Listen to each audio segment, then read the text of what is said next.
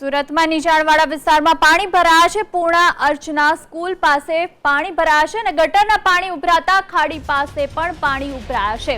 ખાડીની સાફ સફાઈ ન થતા પાણી સહેલાઈથી નીકળતું નથી। પાણી જવાનો માર્ગ બંધ થઈ જતા પાણીનો ભરાવો થયો છે।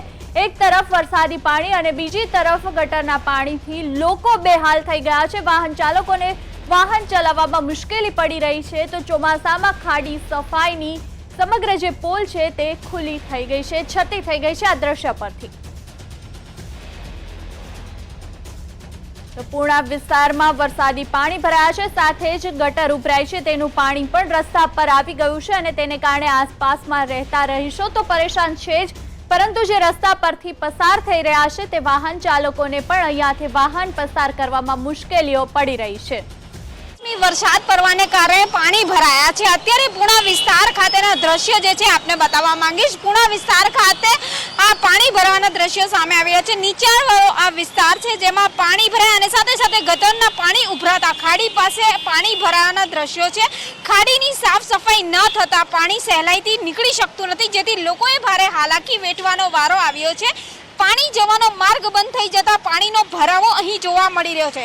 एक तरफ वरसादी पाणी, बीजी तरफ गटरना पाणीथी लोको बेहाल छे। पत्थरो मोटा मोटा मूक्या छे साइड पर। पाणीनी अंदर चालीने आवा माटे लोको गभराई रह्या छे, जेथी उपर चढ़ीने साइड परथी आवવાની फरज पड़े छे। वाहन चालको अर्धे रस्तेथी जे छे वाहनो वाड़ी रह्या छे, तो કેટલાક વાહનો જે પાણીની અંદરથી પસાર થાય છે એ વાહનો બગડી જાય છે। ચોમાસામાં ખાડી સફાઈની પોલ ખુલ્લી પડી ગઈ છે, ત્યારે કેટલાક સ્થાનિકો પણ અહીંયા છે। આપણે લોકો જોડે વાત કરીને જાણીએ એમનું શું કહેવું છે।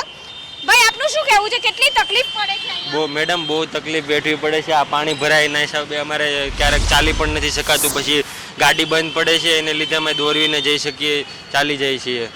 બહુ તકલીફ વેઠવી પડે છે। દર વખતે ચોમાસામાં ગમે ત્યારે આ વિસ્તારમાં હંમેશા થોડો પણ વરસાદ પડે એટલે તમારે હંમેશા પાણી ભરાઈ જાય અમારે અહીંયા, અને બહુ તકલીફ વેઠવી પડે। એટલી તકલીફ વેઠવી પડે ક્યારેક ક્યારેક માણસો ચાલી પણ નથી શકતા અહીંયા।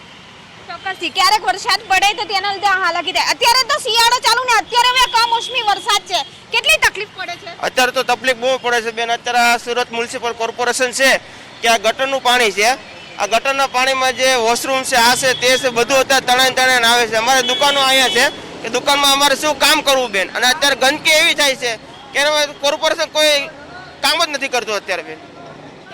દ્રશ્યો જ અત્યારે જોઈ રહ્યા છે કે વાહન ચાલકો જે છે અહીંયાથી અડધેથી વાડી લે છે, તો કેટલાક વાહનો જે છે પોતાના જીવના જોખમે આ ગંદા પાણીમાંથી પસાર થવા મજબૂર બને છે। તો કેટલાક લોકો સાઈડ પરથી ચડીને જઈ રહ્યા છે, બાળકોને પણ સ્પષ્ટ અહીંથી આવવા જવાની ના પાડવામાં આવી રહી છે। ત્યારે પૂર્ણા વિસ્તાર ખાતેના જે છે આ દ્રશ્યો છે જેમાં પાલિકાનું તંત્ર જે છે ઊંઘતું ઝડપાઈ રહ્યું છે, સ્પષ્ટ એ જોઈ શકાય છે।